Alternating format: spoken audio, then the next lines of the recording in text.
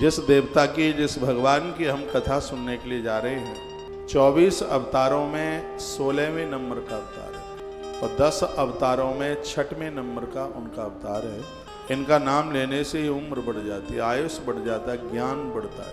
इनके नाम लेने से भगवान का चक्र हर क्षण हर पल हमारे लिए, हमारी रक्षा के लिए तैनात हो। पूरी धरती का एक ऐसा वीर हुआ है जिसने अपने एक धनुष बाण के द्वारा 64 करोड़ अन्यायियों के ऊपर विजय प्राप्त करी। 64 करोड़ लिखा है। क्षत्रियाणाम चतुष्टि अयुतानि सहस्रसा तदा मृत्यु समेतानि एकेन धनुष बाण जाता। एक धनुष बाण के जोर पर 64 करोड़ अन्यायियों के ऊपर इन्होंने विजय प्राप्त करी और 14,000 अन्यायियों को इन्होंने एक बाण के ऊपर खत्म किया। एक बाण के द्वारा 14,000 अन्यायी, आंख का पलक ऊपर से नीचे गिरा, इतनी देर में एक बाण के द्वारा खत्म कर दिया। ये बहुत बड़े शास्त्रज्ञ थे और बहुत बड़े शस्त्रज्ञ थे। ये किसी जाति के विरोधी नहीं, ये कुभावना के बहुत बड़े विरोधी थे। जिस समय लोग उदंडी बन करके जी रहे थे, तब इन्होंने अपना शस्त्र उठाया। भगवान गणेश ने उन्हें फरसा दिया। अधर्मी और अन्यायियों को इस धरती से उन्होंने रिक्त किया। 21 बार उन्होंने अधर्मी और अन्यायियों के साथ युद्ध किया। और ये कहकर के मैं आगे चल रहा हूं, अपराधियों ने ब्राह्मणों के पास 1 इंच जमीन नहीं रहने दी थी। इतना बड़ा अन्याय का, सुन रहे हो, अन्याय का इतना बड़ा बोलबाला हो रहा था, किसी भी ब्राह्मण के पास 1 इंच भूमि नहीं थी। इन्होंने उन अपराधियों से जमीन को मुक्त करके महात्मा कश्यप को वो जमीन दी। फिर महात्मा कश्यप ने किसको कितनी क्या जरूरत थी, ये व्यवस्था उन्होंने की।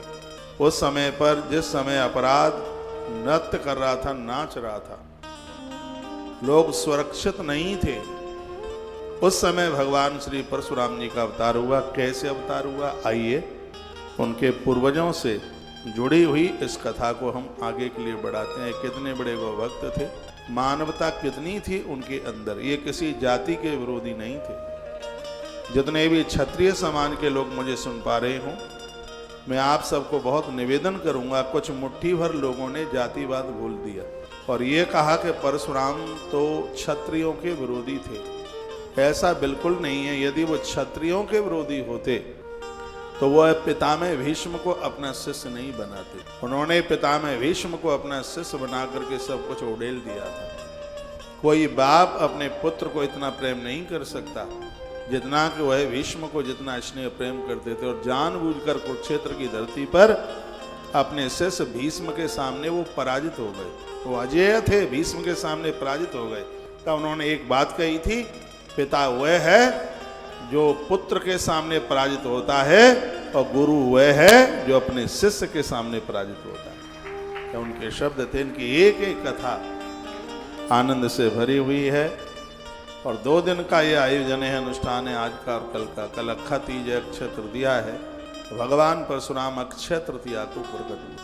रात्रि के पहले काल में वृश्चिक लगन में उनका आगमन हुआ है। उनकी कुंडली भी मेरे पास में है, जिक्र करूंगा। इनका जन्म कहाँ, कौन से खानदान में हुआ, कैसे हुआ, और ये चर्चा हम करते हैं। एक एक क्षण हमारा आयुष बढ़ाएगा, हमारी उम्र बढ़ाएगा। टाइम ना हो, बिल्कुल समय ना हो, फिर भी इस कथा को सुनने की जरूर कोशिश कीजिए।